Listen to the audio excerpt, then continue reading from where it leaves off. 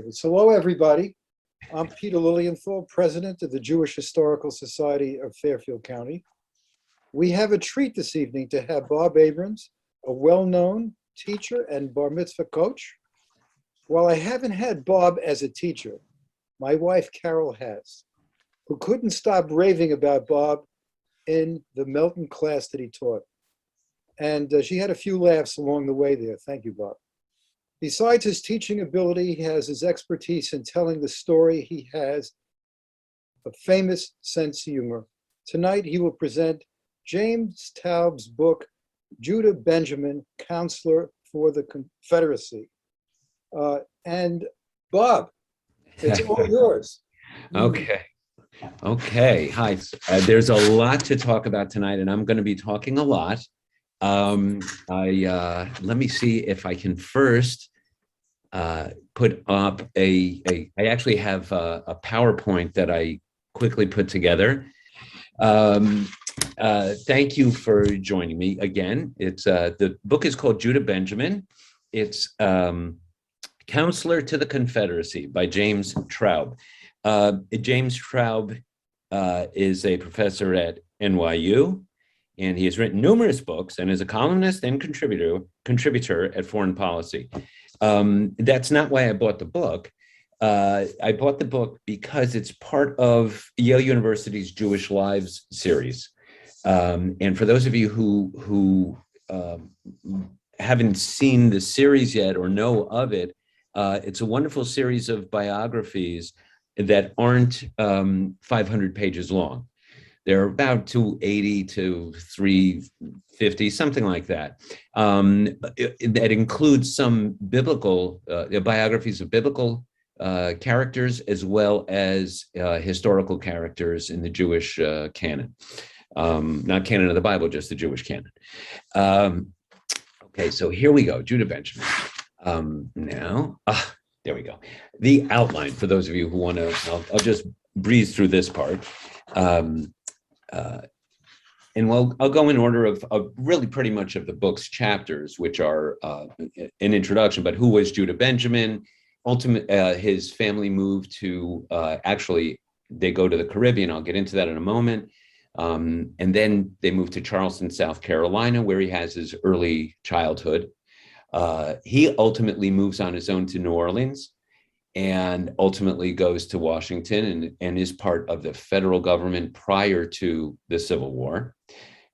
He obviously resigned from the Senate and joined the Confederacy's government, which was seated in Richmond, Virginia. And at some point, we know the end of the Civil War, so we know that he and the rest of the cabinet of the Confederacy were in flight to escape the Union forces. And ultimately, he winds up in London, England, which is very interesting because that is where his family starts out. But prior to that, I just want to say that what Professor Traub does in his biography of Judah Benjamin is really wonderful. He does not make a lot of judgments, which I think you and I might be prone to do. He leaves that up to us.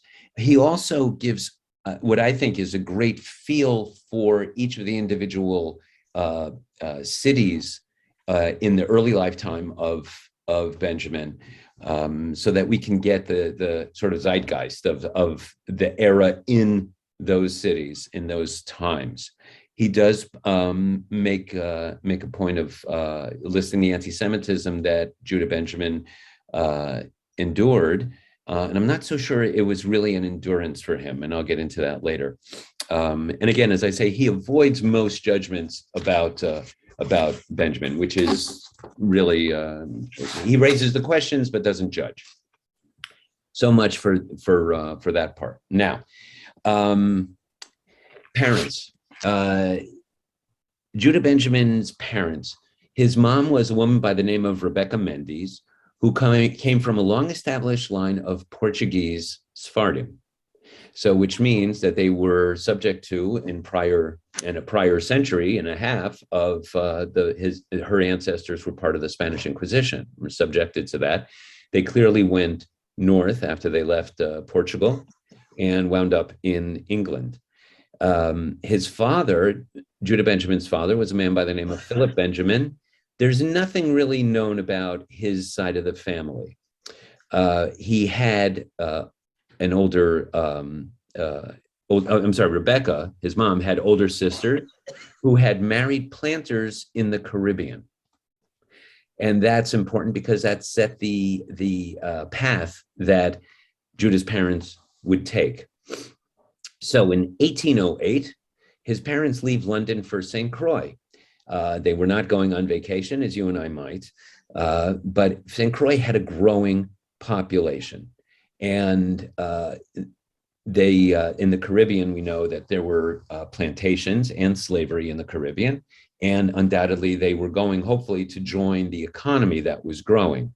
They had a daughter, an older sister to Judah, who was also named Rebecca, which is interesting because that's part of the Sephardic tradition, is to name for the living. In Ashkenazic tradition, the tradition is to name for the dead. Anyway, he has an older sister by the name of Rebecca, and Judah's born in 1811, in August of 1811. So, and he is their second child. They're not successful in terms monetarily. So they join a Mendes relative, one of the mom's relatives by the name of Jacob Levy. Evidently, Jacob Levy was a very popular name because in this book, there are about 3 other Jacob Levys that are mentioned that are unrelated to one another. They're there in 1817. They wind up in Fayetteville in North Carolina. And in 1822, they move once more to Charleston, South Carolina. So in Judah's early childhood, he's really moving around a lot, and they're poor. They're poor. They're not successful. Jews had been living in Charleston. To give you an idea of what Charleston was like in those times, Charleston had a Jewish population since 1695. So there was a well-established Jewish population, not necessarily large, but large enough. In 1749, the Jews in Charleston founded a synagogue, Beit Elohim. And by the time that Judah Benjamin's family moved there, Charleston had the largest Jewish population of any United States city. And there were doctors and shopkeepers, portrait painters, sheriffs, state representatives. That, to me, is important, that they had state representation. They had a famous playwright who ran the City Gazette. There was another newspaper owner, Jacob Cardozo, also a common name, which winds up, we find in New Orleans also, Cardozo, not the same person. And he owned a paper called the Southern Patriot and actually used it to promote free market economics, which is probably a good century plus before it became popular in the United States. Philip, dad, was an unsuccessful businessman. That was not his milieu. In 1827, the Benjamins come home and they see that their home and their shop had been seized by the sheriff. Okay, now Rebecca, who evidently had some real grit to her, she gains a legal status known as femme soleil, which I'm probably mispronouncing. It allows her to take legal ownership of her husband's stock without the debts, which I think was probably highly unusual for the time. And Rebecca supports the family until Judah begins earning a salary in the early 1830s. So Judah, I think, obviously had this feeling of pressure to support the family. And indeed, we see he does that when he gains a real career. Judah, in order to get his education, relied on charity. For example, there was a Hebrew Orphan Society that enabled him to go to a school. Philip was reportedly to be humble and unworldly. Rebecca was very proud, as Professor Traub relates, was very proud, forceful, and secular enough to keep the store open on Shabbat, much to the dismay of her fellow shopkeepers at the time. Judah clearly chose mom's path in this sense. Now, growing up in the area in which they lived in Charleston was called the Pennsylvania Dutch, or Palatine, the Palatine Dutch, what we would call Pennsylvania Dutch. And there were residents there who were very refined and had a good income from the land rather than commerce. But there was also a very poor around just a couple of blocks away. And that included slaves. It included a poorhouse. It included a workhouse.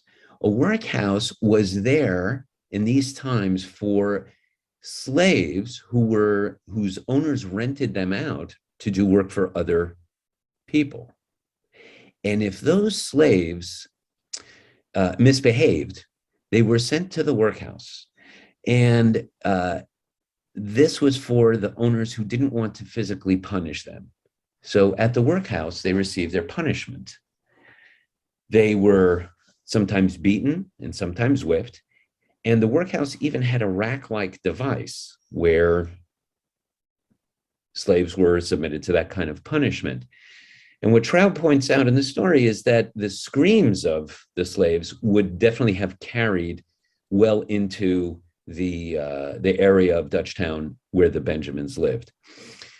And I mention a lot of this because this is, as I said, this was the atmosphere in which Judah Benjamin grew up in and helped form his opinions. Slavery was certainly ubiquitous in Charleston, and it was the only large American city with more Black residents than white. It's also very interesting. So the city had, in 1822, when the Benjamins finally arrived, the city had about 11,000 whites out of a population of about 25,000. And not only that, there were free Caribbean mulattoes. They were known as browns. And these browns often had enough wealth to have slaves of their own. So the slave society that Benjamin saw in Charleston was not limited to a black and white division, that color division, but rather there was there were a lot of different grades of slavery, a lot of different grades of levels of society. And even free blacks might have owned a slave, although that's doubtful, but the Browns definitely did. Not all, obviously. And the Benjamins also owned slaves, and one of whom's name was Hannibal. And he was owned to be, and was given to Judah as a personal servant and served as his grown-up playmate also. Now, there had been an uprising of slaves in Haiti earlier in the late 1700s, and people in the South were very much afraid of this kind of a possible uprising of slaves. So there were gatherings after dark. There were gatherings of more than 7 slaves were not permitted, and except in the case of funerals. And there was a city militia of whites between the ages of 18 to 45, including Jewish whites, who were obligated to patrol the streets at night, which is very interesting too. And again, this is so foreign to us, certainly to me, and I think to you as well. 1791, as I said, there was a slave uprising in Haiti. In 1796, there were a group of free blacks accused of plotting an uprising in Charleston. 3 were banished and 2 were hung. There was a very famous plot in 1822 by a slave called Denmark Vesey, a slave who ran his master's business on the docks and had gathered a group to murder whites, set Charleston aflame, and escape to Haiti, which further engendered this fear from the Haiti rebellion. The plot was exposed in June 16th of 22, and over the next month, 35 slaves were hung. It's a bit scary, as you might imagine. So the city's Jewish merchants, as did the city's Christian merchants, they all traded in slaves just like their Christian, right, as the counterparts. Just as Christians often held slaves, Jews often held slaves. Now, in 1825, there was a breakaway group from the synagogue. They called themselves the Reformed Society of Israelites. They were the younger ones, the poorer ones, 2/3 of whom were native born. They wanted shorter services, as I do. They wanted prayers in English and decisions to be made on their own in the American fashion. Very much, so it's interesting to me is that there's this spirit, what we call the American spirit of freedom and wanting that power. But at the same time, you've got human bondage. Okay.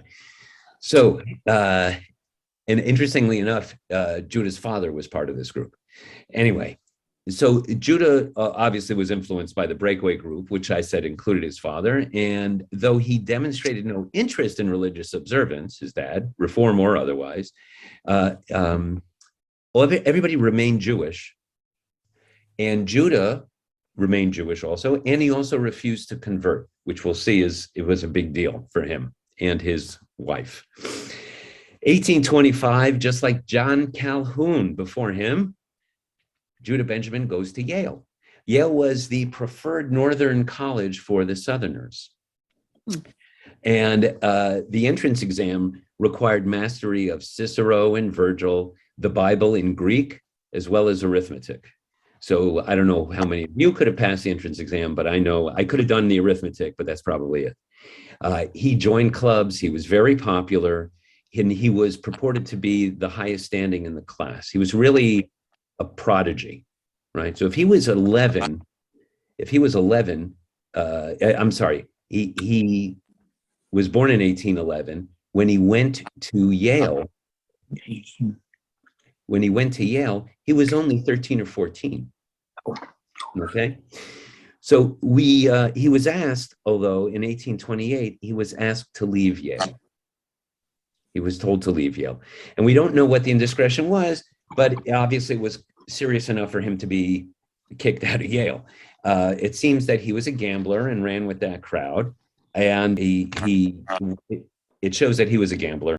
And he decided not to remain in Charleston. When he returns from Yale, he was only 16. Because when he came back to Charleston, Charleston was in the cycle of decline.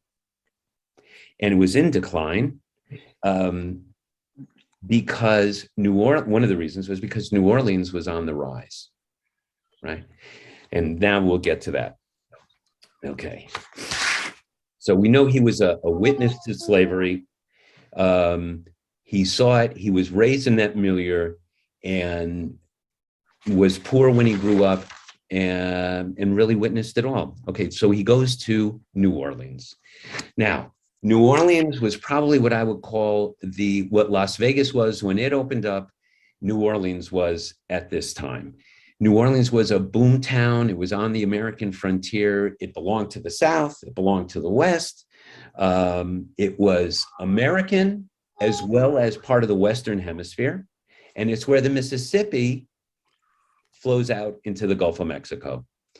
Now we have the rise of the cotton economy after 1815, and the population and the capital moves west from different ports on the East Coast, like Charleston, and they move to New Orleans.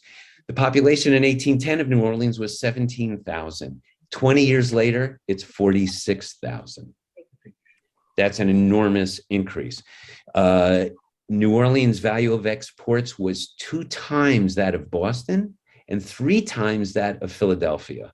And only New York shipped more goods. Okay, so the best was in New Orleans, and we also have what we would probably deem to be the worst in New Orleans. There was a lot of loose morality. There was gambling and prostitution and yellow fever, among other diseases, but yellow fever took the lives of hundreds of people on a regular basis. Once you left the market area and the river, the city was much more representative of and resembled European culture, Spanish, French, Creole, and an era of refinement. So now the Jewish population there also swelled, and they were not as, they didn't feel as self-conscious because everybody was a stranger and there were a lot of different languages spoken. So they felt that they could fit in. Jews served on the Chamber of Commerce and on bank boards. Now, approximately half of New Orleans Jews married out of the faith, and then raised their children as Catholic. There were little boundaries on class or race. There were, although free people of color were definitely considered to be subordinate in terms of status, but the status was ambiguous. It was a very, very porous relationships, as was race. It was a very complicated society. And as free white men, a white man could keep a good-looking Black woman as a slave, as what it was called in the equivalence of what you and I would call a dalliance, but he would walk around the city with this woman. It was accepted. Anyway, but because of that, Jews were recruited, I'll say, into white society.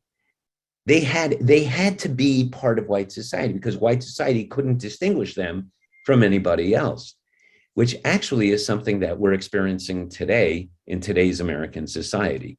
Jews, we're not considered a minority because we're well accepted. On the other hand, we're really a minority, but we're considered to have white privilege. Okay, so this happened to be the perfect spot for a then 17-year-old Judah Benjamin, who had a mix of brains and talent and a lot of ambition. So that's the city in the early 1800s. Now we'll get on to odd jobs, his marriage, his early career, etc. So he starts out and he has some odd jobs. I don't know what they were, and Traub doesn't mention it, but he wound up with a position at a firm called Greenberry Stringer. And that firm is a notary that's connected to a commercial law firm. So he picks up the law. He's a very industrious guy. He picks up the law through tremendous study and practical experience. In 1832, one of Stringer's clients, so 1832, he's 21. One of Stringer's clients, a man by the name of Auguste Saint-Martin, he's a Creole planter, okay? And he writes to Stringer and he's asking for an English tutor for his 16-year-old daughter, Natalie. Well, guess who gets the job? And Judah Benjamin gets the job. Natalie taught French to Judah. Judah taught her English. We're not sure what else they taught each other, but they wind up getting married.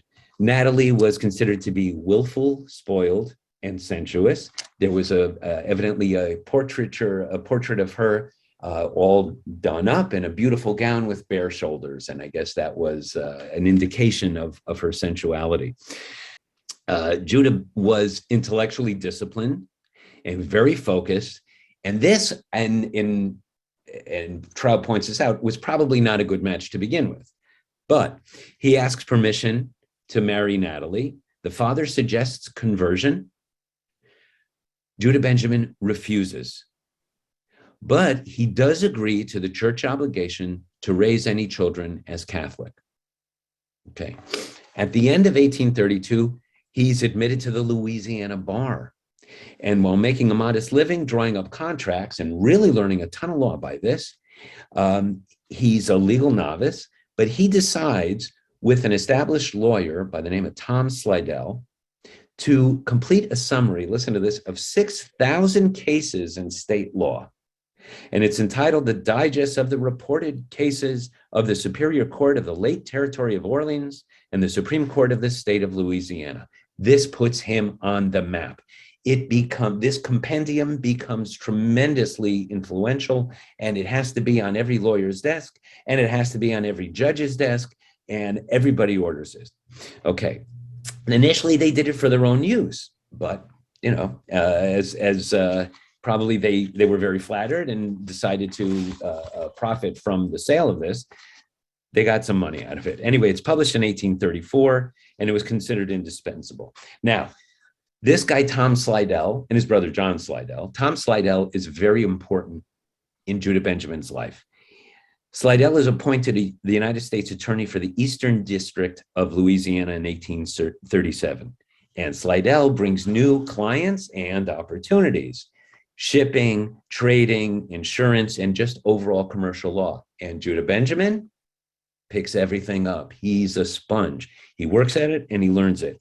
By 1844, Slidell and Benjamin appeared in 35 cases. This law firm appeared in 35 cases in venues, including the state Supreme Court. So they are really popular and starting to rake it in. Years later, in 1842, Slidell and Benjamin and another counselor, Conrad, who the three of these guys shared offices, they're retained by three insurance companies in a famous case of a ship called the Creole. And it is a slave ship whose human cargo mutinies, and they sail to the Bahamas, where by that time, slavery had been outlawed. So the British freed all the slaves on the boat. The owner of there's a guy who insures 26 slaves at $800 each. This guy's name is Thomas McCargo. Now, if there wasn't ever an ironic name, this is it, I think. Anyway, McCargo sues, he puts in a claim to the insurance company. The insurance company says, no, we're not going to pay for it because they were free. Then they were free, not by, forget it. So McCargo brings them to trial and he wins, but the insurers appeal. They appeal to the Louisiana court. Benjamin argues on behalf of the insurers, and probably for the only time in his life as an attorney, argues that, quote, slavery is against the law of nature. Okay. So, and they win. Okay. Now, to my mind, now he doesn't, Traub doesn't say anything here, but I don't know how many of you folks are lawyers, and I'm sure there are a couple. And my friends who are lawyers have this unique ability to change their minds depending on, in order to represent their attorney best. I think that that Benjamin had this capability. I don't, which is probably a good reason that I didn't go into law. Anyway, Benjamin, by this time, Benjamin had already purchased the plantation. This is a guy who was on the rise in the South, and he's looking to make a name for himself, and he has made himself a name in the law, and he's an up and coming and of positive stature in the New Orleans community. And remember, New Orleans is very influential, okay? He'd been in New Orleans for about 15 years by this time. He had witnessed free people with the same tasks and abilities as white people. He's in this jumble of mixed race in New Orleans. And Traub makes a beautiful point here. Even though Benjamin had just, in terms of the book, had just said that slavery is against the laws of human nature, he is clearly pro-slavery, which we do know. And Traub points out, and I'm quoting him, so that slavery was, quote, something one had to simultaneously know and not know, right? In order to succeed in a milieu like that, in an atmosphere like that, you had to know what slavery was about, and you had to somehow be accepting of it. Now, to be a true Southerner, right, you had to own a slave. And Judah Benjamin winds up buying a sugar plantation and owning 140 slaves, and became by far the largest slave-owning Jewish person in the United States. No question about it. Now, at this point also, as I said, he's a very successful Southerner. And during the day and in the evenings, he's in polite company and what you and I might call schmoozing, but being very languid in his conversations and very polite and overly polite and solicitous, perhaps. But at night is when he did all his work. So he would stay up late into the night, do all his work, and he was prepared for everything the next day. Just a little bit about sugar plantation life. One of the worst types of slave ownership was on the sugar plantations. It was year-round work. The owners of these sugar plantations would normally purchase slaves themselves. And undoubtedly, Judah Benjamin also went to the slave market to buy slaves for his sugar plantation. They only purchased, usually at a ratio of about 7-to-1, they would purchase 18 to 25-year-old brawny males, because that's what it took to run a sugar plantation. I won't go into the details. Very dangerous. A lot of cutting and hoeing and planting and so on, and also burning and boiling. And so you can imagine what people, unfortunately, what slaves had to do and put wood on rollers that went to a furnace, and people got burned and so on. Okay. I don't want to belabor that, but I don't want to gloss over it either. And that goes to what Judah Benjamin was willing to accept to get to where he wanted to be, to become successful. Okay. Okay. Now, as part of this plantation, he gilds the lily here. He really, he has crystal chandeliers in the manor house. He builds a mahogany staircase. He's got silver-plated door handles on the doors, all kinds of things going on. And he was trying to give his bride, Natalie, the rich plantation life that the finest New Orleans ladies normally wish to possess. Okay. In 1843, at the age of 27, Natalie, after about a decade of not giving birth, finally gives birth to their daughter, Ninette, not Nanette, Ninette, N-I-N-E-T-T-E. But a year later, she announces that she's taking Ninette and leaving for Paris. Okay? As far as we know, Judah doesn't put up a fight. He lets them go. He proceeds to support her and the daughter without any legal obligation to do so. He visits them regularly, almost every year. And it's an oddity in that day and age. We don't know of any mistreatment that went on. We don't know why it took 10 years for a woman of that in that position to give birth. Possibly there were just conception issues. But of course, the rumors start to fly. You know, there was possible mistreatment. He's gay, which what you and I would in today's world might consider in of our generation, the words would be someone who might be effeminate. In New Orleans culture at that time, being speaking French and being very overly polite and solicitous was normal. But regardless, people began the rumors. So, as I said, Judah routinely visits them and supports them, his wife and his child, for almost 40 years. Right? That's a long time. I mean, I got divorced. I stopped child support when the kids were 18. Okay. Anyway, so, and of course, rumors of affairs, and that Ninette was not his baby. That was another rumor. Okay. Anyway, he asks his mom and his widowed older sister, Rebecca, and Rebecca's daughter, Leah, in other words, his niece, to come join him, because now this is his nuclear family.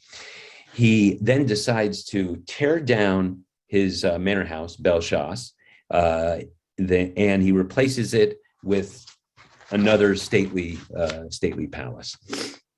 He threw parties. Rebecca was an organizer and hostess, and that's what was going on. Okay, so let's skip that because that's a lot of detail which we don't need. Now, by the middle of the 1840s, as you can tell, he was securely rooted in New Orleans society. And I'm spending a lot of time in New Orleans because these are the formative years for Judah Benjamin as a personality and as a politician. Okay, so I'll be shorter later. And so in the middle of the 1840s, he's securely rooted in New Orleans society. He joins the Whig Party and runs for a seat in the state assembly. The Whigs were the party of the urban elite in the state general assembly, right? And Benjamin was clearly a great fit because he was the urban elite. So with the support of his friend and colleague, Tom Slidell, as mentioned before, and Slidell's brother, John, Judah gets elected. So in 1845, he's elected as one of the two representatives of New Orleans. And he's charged with, get this, rewriting the Louisiana Constitution, he and another. And he succeeds here as well. And there he gives his opinion about slavery, that slaves should not be treated as anything more than property. Because if they're treated, or if they're given fractional personhood, as in the 3/5 compromise, if they're given fractional personhood, then, quote, we should allow representation to oxen, horses, and others of that kind. So he foresees the probability of additional abolition sentiment gathering in the North. And this is still a decade away, but he gets it. He understands what's going on. So he postures himself as a defender, not of slavery, but of the existing order. So he completely avoids the question of treating humans as property, going back to what I quoted Traub as saying, that he had to consciously know and consciously not know what the deal was with human bondage. So he also opposes electing judges. He supports appointments instead, including the Secretary of State. And listen to this, he supports a provision in the Louisiana Constitution that requires 4 years of residency to be eligible to serve in the state General Assembly. Why? Because he's afraid of Northern abolitionist sentiment coming down to New Orleans.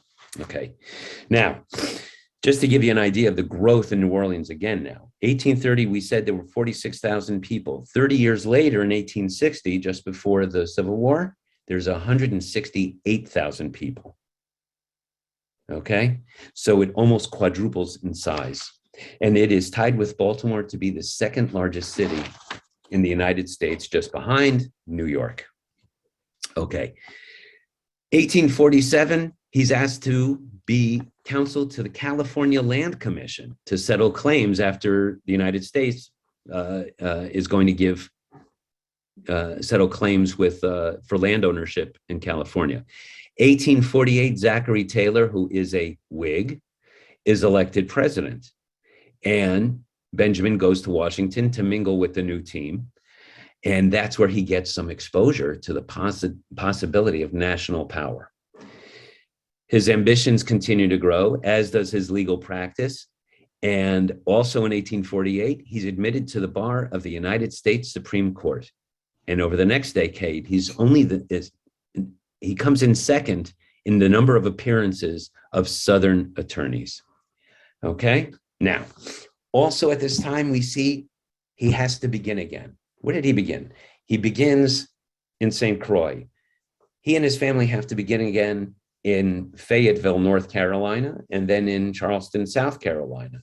He goes up to Yale, he gets kicked out, he's got to begin again, he goes to New Orleans. His wife and daughter leave, he has to begin again.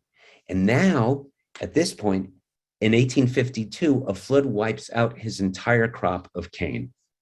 And not only that, at that time, an associate of his had defaulted on a loan that Benjamin had guaranteed.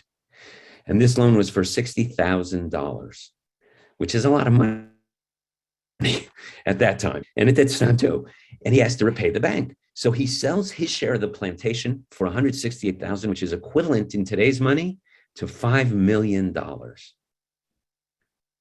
So that's the amount of wealth that Judah Benjamin, who was a poor nothing, is able to acquire.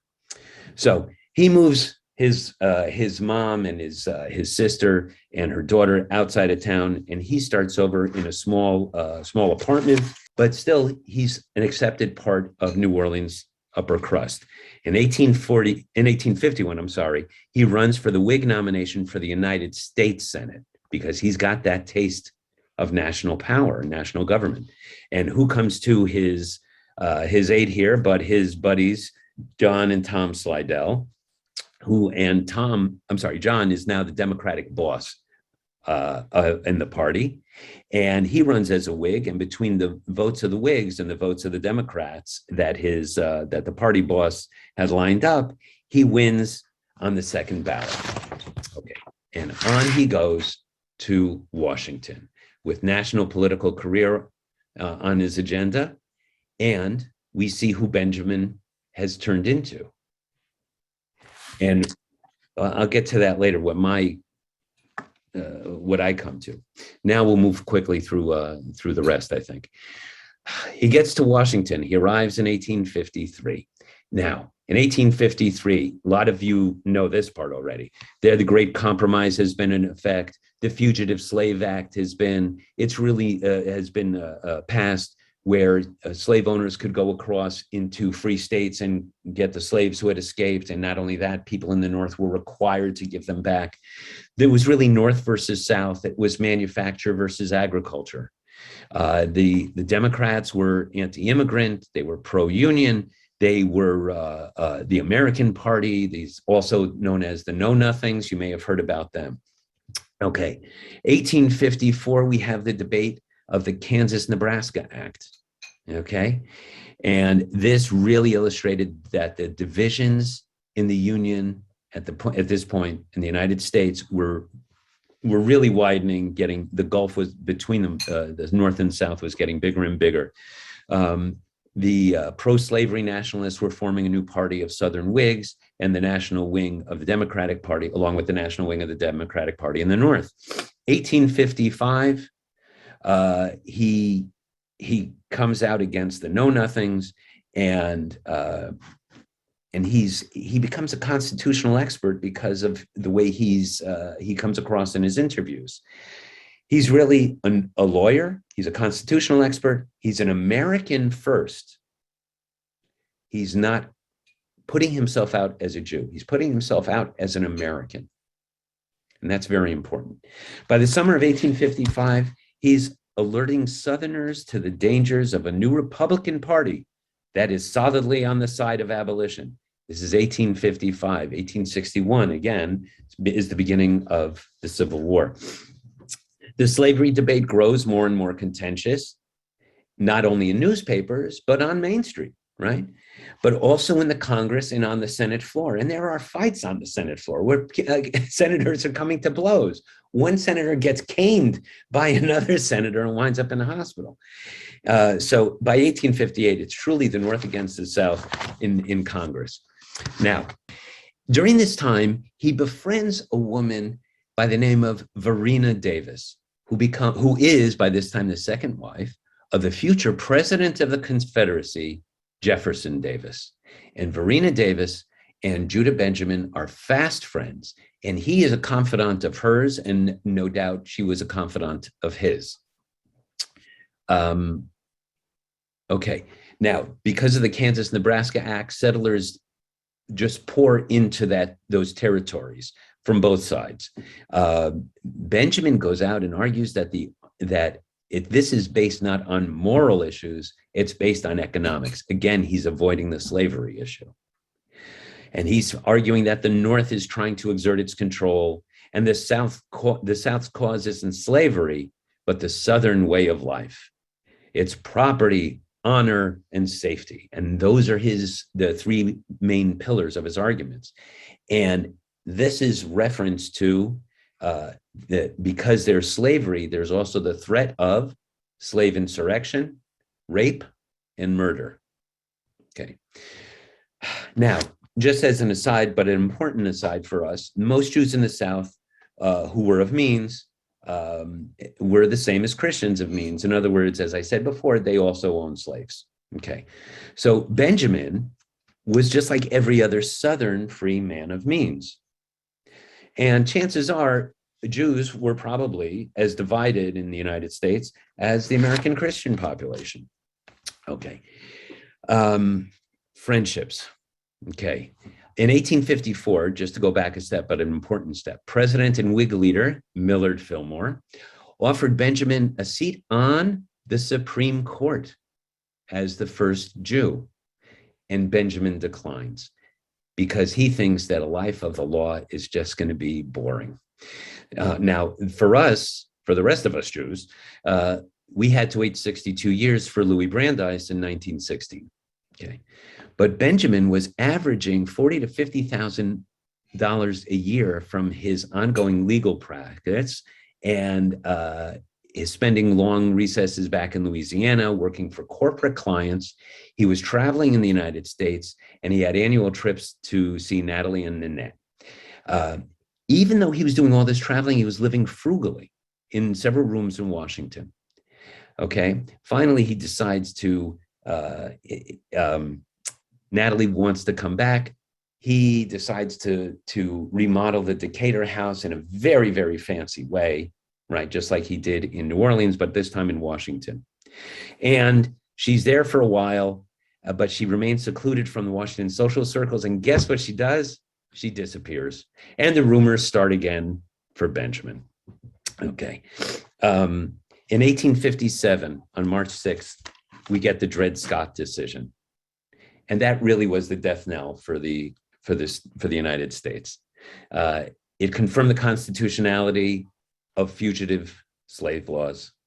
It also asserted that Congress did not have the authority to prohibit slavery in a territory that wasn't yet a state. And this invalidated the Missouri Compromise and the underlying foundation for negotiating the admission of new states. The Republicans concluded that all three government branches were beholden to the slave states. And what was once freedom national, slavery sectional becomes slavery national, freedom local. And there's no longer common ground. Jefferson Davis and Judah Benjamin really become political partners. Davis is a military leader and a strict doctrinarian. Benjamin is a very cosmopolitan lawyer, and he's from New Orleans, but they become real partners. South Carolina secedes on December 20th, 1860. In January 5th, 1861, after the election in November of Abraham Lincoln, the rest of the southern states follow South Carolina, and on February 4th, Benjamin delivers his farewell address to the United States Congress. Okay, just a few more moments, folks. In May 1861, Benjamin was part of the cabinet, the Confederacy cabinet. He was the Attorney General of the Confederacy. The Confederacy experiences some losses, and Benjamin pushes the Secretary of War to resign. And Davis also pressures the Secretary of War, Robert Walker, and Walker resigns, and Benjamin is appointed by Davis as the new Secretary of War. Now you've got a non-military guy commanding General Beauregard, General Joseph Johnston, Stonewall Jackson, and Robert E. Lee. This does not inure to the good reputation of Benjamin, because Benjamin is an administrator. He's great at organization, and he's on top of things, and he's got a tremendous capacity for work. So he's got war plans coming in and out, and he's conferencing with President Davis of the Confederacy daily, hourly, and Davis supports every one of Benjamin's decision, much to the chagrin of these generals. And they resent him, they complain about him, and that's where more anti-Semitism comes his way. But Benjamin believed in the mission. As I said, he's an excellent administrator and organizer, and he doesn't shift from public opinion. He had Davis's trust, and he wouldn't make these decisions or proclamations without Davis behind him. Okay, obviously Davis was a general partner, and Benjamin was the junior partner in the supporting role, but Benjamin was clearly indispensable to Davis. Now, skipping down to where I mentioned some anti-Semitism. I'm not going to go through the quotes in it from the book, but that's mentioned by the generals. He's also come to be known in polite Southern society as Davis's pet Jew. So, you know, all of that is there. Now, Davis and the other generals thought that they would win the war, even though they knew they were seriously outmanned. But they also knew that the elite of the Confederate generals had all gone to West Point. So they were relying on stratagem. Benjamin knew it was going to take a long time. He was probably the only one that thought that, but he was pro-slavery too. Now, in 1862, after the South goes through a lot of losses, so does the North, but after the South goes through a lot of losses, the Secretary of State is pushed to resign, and Davis, also much to the surprise of all these generals, is placed in the office of Secretary of State until, for the next 3 years, until the South loses and the Confederate cabinet disbands. And he resigns on May 10th of 1865. Nobody takes over the position of Secretary of War. That is abolished by the Confederacy. So Benjamin has enormous power over the South, over the Southern's government and the procedures and processes and decisions of the army. Okay. Ultimately, as we know, in February of 65, the Union breaks through, and Benjamin goes to, in a last-ditch effort, he goes to speak at an African church in Richmond, where there are approximately 10,000 people in attendance. He speaks publicly for the first time and the last time as a Confederate official. And this is a church where free blacks and slaves both worshiped. And he realizes that, I mean, he puts the argument out. The Confederacy has approximately, the North has approximately 3 million men. The South has approximately 1.7 million. But guess what? There are 680,000 black slaves. Now, we can offer them their freedom and bring them gradually from slavery to freedom. That gets voted down, as you might imagine. And starting in April, after the North breaks through into Richmond, the Confederate cabinet starts to destroy documents and papers. The Secret Service, also as a also strong aside, just as the North had spies in the South had spies in the North, and Benjamin was in charge of them. Okay, now finally, flight. Okay, first they leave by train. Okay, and one person of note, which I didn't go into earlier, but Natalie had a younger brother after she got married to Judah. She had a younger brother, and he was always in Benjamin's company. Benjamin looked at him as a young man, a boy and a young man, as another child, a surrogate child, if you will. Anyway, they're going south by train. April 4th, Lincoln arrives in Richmond.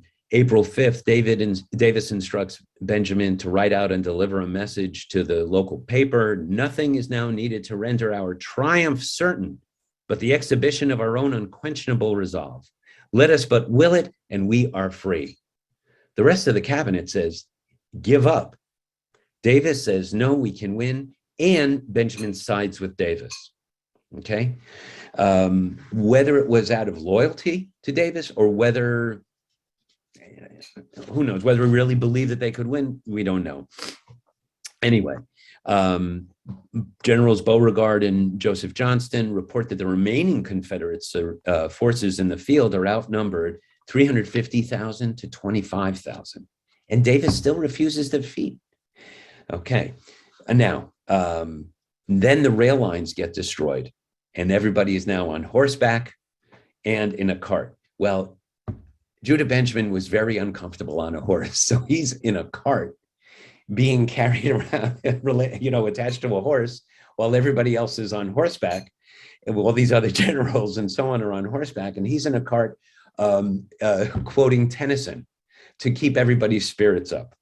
I don't know whether that worked or not, but that was what he was trying to do.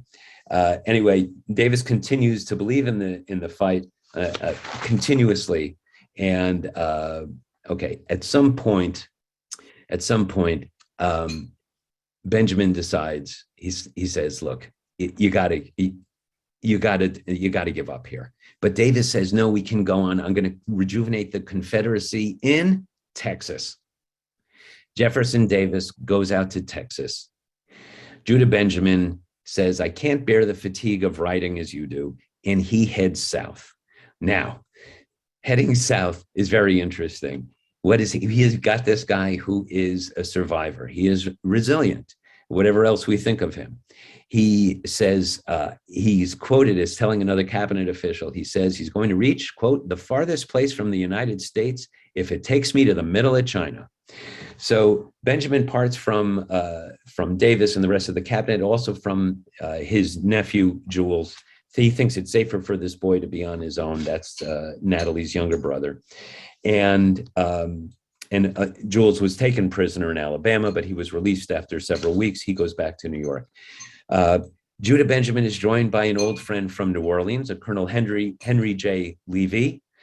He's a Jewish lawyer and had owned the local paper called the Delta. And Benjamin poses as Monsieur Bonfal, a traveling Frenchman with Levy as his translator. He wears goggles, a full beard, a hat that hangs over his face, and he wears a large cloak to hide who he is. So he's well costumed to evade anyone recognizing him as the Secretary of State of the Confederacy, because as you might imagine, he was very much a wanted man by the forces in the North. In mid-May, while traveling in an ambulance of refugees and wounded men from the war, along with freed slaves, where discovery would almost certainly have meant death to Benjamin, a man by the name of Colonel John Taylor Ward is a Davis aide. And in all this massive people, he finds Benjamin with this getup, and he tells him that Davis has been found and arrested almost as soon as he began the journey to Texas. So several weeks later, Benjamin changes disguise. He pretends to be traveling to Florida in search of land to settle with some friends who decide to move from South Carolina. He finds a farmer's wife to make some homemade clothes for him, and he acquires a horse and some very rough common equipment. So he's a very wanted man, but he knows how to costume himself and to go masquerading, and he's determined to outwit his enemies. Now, after some time, Levy leaves for his partner in travel, leaves for New Orleans. Benjamin heads west to find a boat to take him down the coast, and he travels at night and rests during the day. Ultimately, he finds Confederate sympathizers who shelter and feed him, and sew a store of gold coins that he has left into his vest and into his waistband. He finally reaches the Caribbean island of Bimini, which at this point he endures hurricanes, ships that are ready to sink. He's on a boat and has to return to Bimini. They fix the boat. He finds a distant relation who takes him in and revigorates him. Okay, he finally boards a schooner to Havana and another ship, St. Thomas. And finally, he arrives in Southampton, England on August 30th of 1865, 40 years after he arrived in New Orleans in the same financial condition, penniless. So after a couple of weeks of being broke, and he's almost 54 years old, okay, he wants to get back into the attorney trade. He wants to become a London barrister. And according to the guild rules, he has to spend 3 years as an apprentice, and he earns a living by writing editorials for the Daily Telegraph. He realizes $20,000 from the sale of some cotton bales that he had sent ahead, and he lives on cheap fare in cheap restaurants, so there's little chance of anybody of note who might meet him and understand who he is and damage his reputation. But As a lowly upcoming member of the bar, he has to dine in a place called, of all places, names, Lincoln's Inn, and where the most senior figures of the bar sit at a head table. Then there are 40 to 50 barristers at another table, and lastly, about 150 students of the bar, and that's where he has to sit.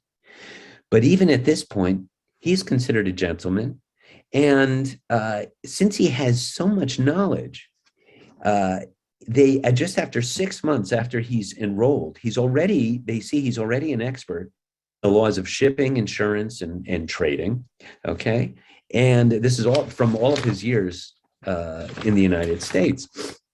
So 2 years after being called to the bar, he puts together another compendium. It's called Benjamin's Treatise on the Law of Sale of Personal Property with reference to the American decisions and the French Code of Civil Law.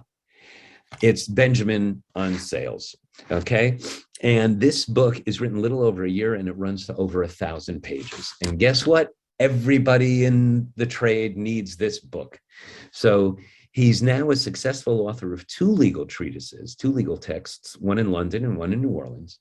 He stays in touch with Verena Davis, Jefferson Davis's wife, and sends $12,500 specifically to her for her use, because Jefferson Davis has money of his own. He remains in touch with the Davises over time while he's there. They come to London, actually, and he visits with them. He does aspire to be named Queen's Counsel, an honorific that's conferred by the monarchy, but he's never received in that. He never gets that post. But he does receive a special award, acknowledgement. It's called a Patent of Precedence in 1872. It ranks him above all future Queen's Counsels. Okay. By 1879, the New York Times places his annual income at about $150,000, which in today's dollars is approximately an annual income about $4 million a year. Okay. This is a guy who, he keeps on, has this resilience and this drive to get ahead, or to not remain perhaps in the financial condition in which he grew up, is really very present in him. In 1880, when he's 70 years old, he jumps off a tram in Paris and he gets thrown to the ground. His right arm gets torn out of his socket. He has a shoulder blade that's broken, and he fractures the left side of his forehead. By 1883, he just can't go on in what he wants to do, which is his own full employment. And he's retiring. He gets a lot of awards and dinners.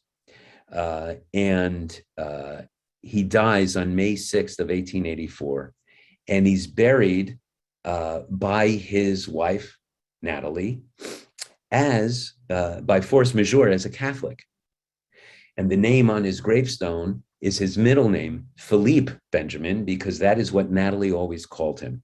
So even though he never converted and was always known as a Jew, although he never practiced as one, okay, he is buried next to his son-in-law's family of plots after receiving last rites from a Catholic priest. So that is the long and short of Judah Benjamin. Tonight, it seems like it was the long part, but in his relative to his life, it was the short part. Anyway, so, what do we make of this guy? And I'll give you my quick take on it. He was clearly a successful American and British attorney in both places.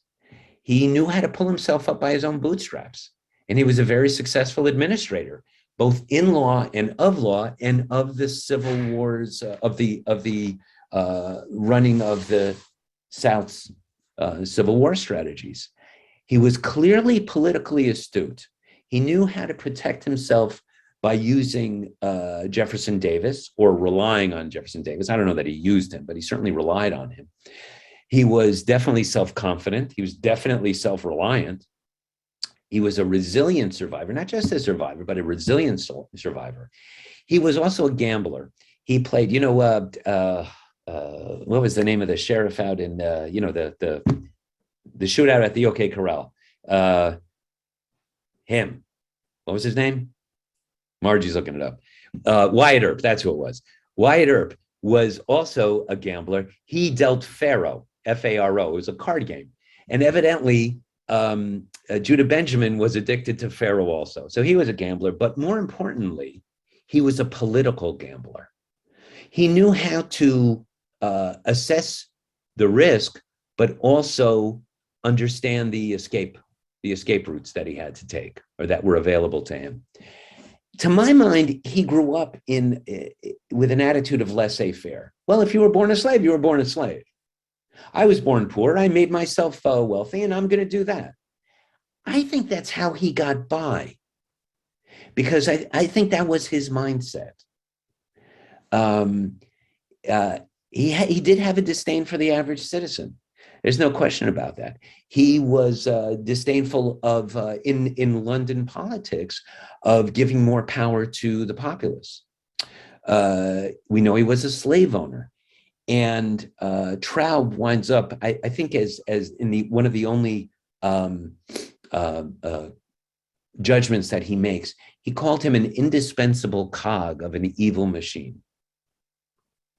And I think that's true. I think it was an indispensable part of an evil machine. The South, aside from the fact that it was slavery, it was also treasonous, and to my mind, and it was an evil machine, and he was part of that.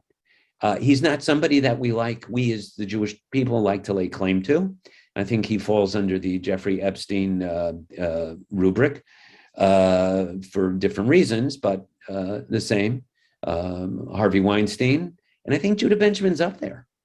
Anyway, that's my take. It's a wonderful book. It's a quick read. You'll get a lot more detail than I went into in the book, but it's well written and it flies. And again, if you haven't exposed yourself to the Yale University's Press Jewish Live series, please take a look at it. And that's all I got. I know it took a long time and it was a lot of detail, but you'll walk away from this with a lot of knowledge.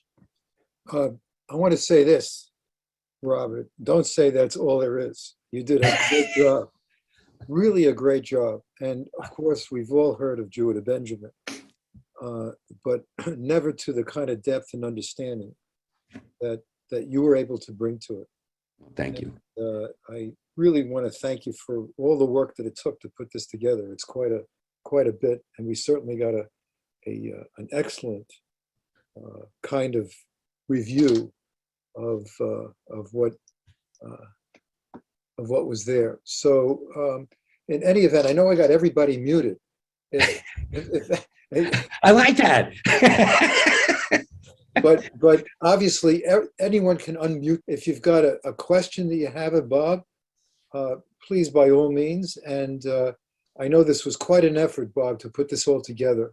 And I personally thank you for the education that you passed on, at least to me. Thank you. Thank you. And I tried to keep the jokes to a minimum. I think I did. Well, the thing is that he was no joke. No, he wasn't. He wasn't. It was no joke. It was amazing how, considering his upbringing, how he was able to really do a wonderful, to take himself up by his bootstraps, and maybe his poor beginnings, right? The internal strength that he has, and that he was able to more than overcome whatever start that he had in life.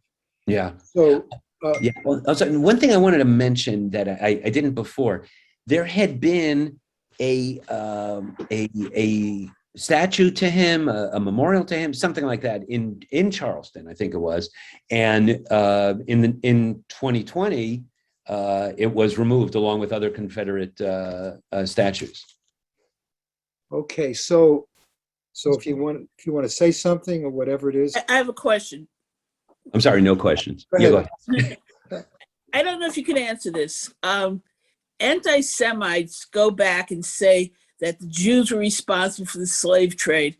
And of course, then they point to Benjamin as the example of how the American Jews dominated the slave trade. Yeah, Was that discussed in the book at all? It wasn't addressed in the book, but I will tell you that Jews did not dominate the Oh, slave. I know that, but I Yeah, mean, they point to him. yeah. I have Arabs were the big slave traders. and not only that, the Arab slave trade predated the American slave trade by decades, and by an order of, I think, almost 10.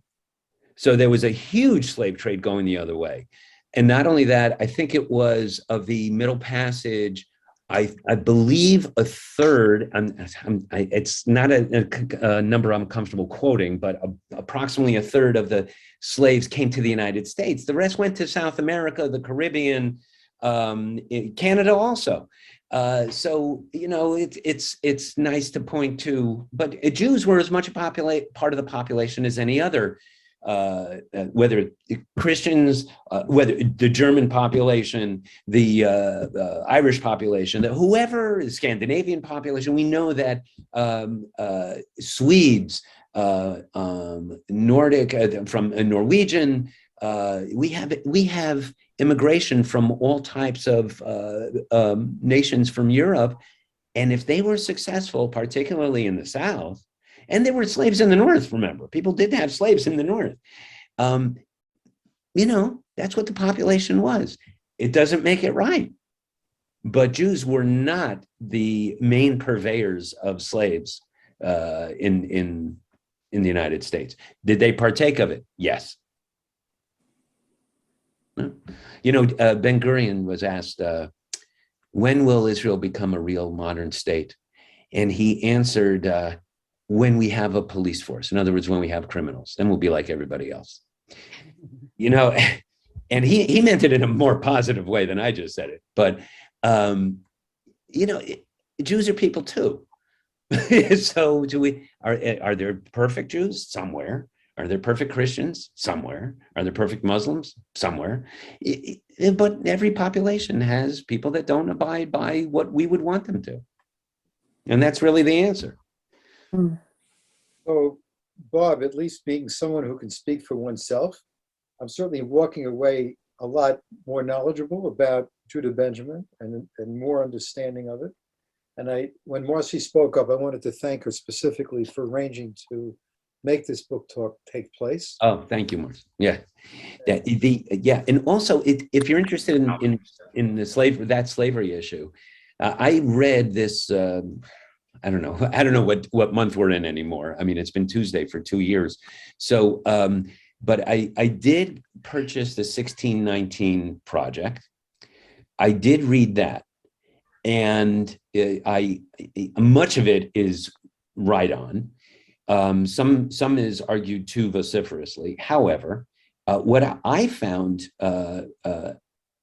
is just before I finished it, about a month or so before Passover, and reading through it, you know, I was able to say, you know, we're much more attuned to the slavery, the existence of slavery in the United States or in the South, and we're not attuned to what slavery of our ancestors was. But chances are it was more like the slavery of the United States in terms of death and whipping and so on.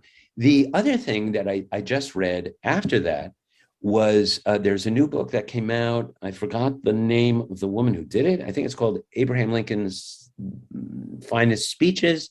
It's about 3 speeches that he gave and the words that he chose. One is he makes an address while as a state senator at the Lyceum I think in Illinois. Another was the Gettysburg Address, and the third speech was the second inaugural address. And he, the author, she points out a wonderful analysis of the speeches and Lincoln's position, and not that it changed, but that he was attuned to the political atmosphere at the time. You know, he couldn't just come out and say, we're going to do this, we're going to go to war. He had to approach that in perspicaciously. Now, what she does point out, which we don't talk about, is that for every, and I won't quote the statistics off the top of my head because I can't remember them.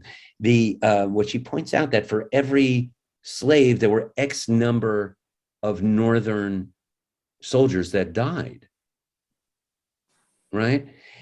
And to make not to offset the 1619 project, but to make it a fuller picture. You know, there were a lot of people that died from the North fighting against slavery. Now, that doesn't mitigate the redlining that went on, and that banks wouldn't give loans to blacks and only in certain areas and so on. That's, you know, in healthcare, is not to mitigate those issues, but to give it a fuller picture. There are a lot of people who fought for equality in the Civil War and since the Civil War. So just to the point of Marcy's point about slavery, there's a lot of good information out there that we can try to pull together to get a more full picture. I used to teach American history. I've been retired too long to remember the details, but it's something like most Southerners did not own slaves. Right. And if they had slaves, they worked alongside with them. And only something like 10%, I don't know, had more than 10 slaves. Yeah, and at the big plantations, it's less than 0.5%. Yeah. Because slaves were expensive. Most people could not afford it. Right. But yet, I always found it interesting, those common Southerners still believed in slavery, even though they didn't have slavery. Yes. Yeah. Because it was my right to have slaves. Even though I can't afford one, I still want that. Yes. Right. Exactly. So that's where the argument of the Southern way of life, right, really resounded with the not entire, but with such a large majority of the Southern population, even though they might not have had slaves. Right. Most did not have slaves. Right. You're taking away my right to have a slave. If I could afford it. Yeah. But if I could afford, right. Yeah. Right. But it's an interesting point. It's a very interesting point. And those who could afford slaves usually had no more than 6 or 7. They usually only had 1 or 2. Right. It's not to say slavery is good, but it's not as wholesale across the South as the picture of you sitting on your veranda, sipping your tulips and having them fan you is TV. Was not ubiquitous. It was not ubiquitous, right? Again, not to excuse the slavery, but it brings it more into a finer picture. So, Bob, thank you so much for spending the time to prepare for tonight and give us an education that many of us. Thank you. I really appreciate it. I have to tell you quickly, I was preparing, and last week I came down with an upper respiratory infection, and I caught it from one of my grandchildren, so it was okay. But I was really hoping so it was allowed. But I was hoping to prepare last week, and I said to my wife, I may have to cancel. She said, no, it's plenty of time. You can do this. So the last couple of days, of course, I'm here and I'm taking notes and I'm writing. And she said, do you want to do this? Do you want to do this tonight? I said, no, I got to work. And then yesterday, she said, I didn't realize there was so much in preparing for this. And now you know why I was thinking of canceling. But and I recommend that everybody, we all should pick a book and present, because it's such a lot of. There's something to that. And it really is. If we all just take a book of your own interest, and man, it keeps us alive, keeps us alive. Well, listen, you certainly taught us a lot, and you must have been a very good crammer in school. I mean, come on. I had a choice. And thank you very much again, Bob. And good night, everybody. And thank you for listening and listening in. I appreciate it greatly. Thank you. You. Bye-bye. Thank you. Well, good night, everybody, and thanks a lot for being there. And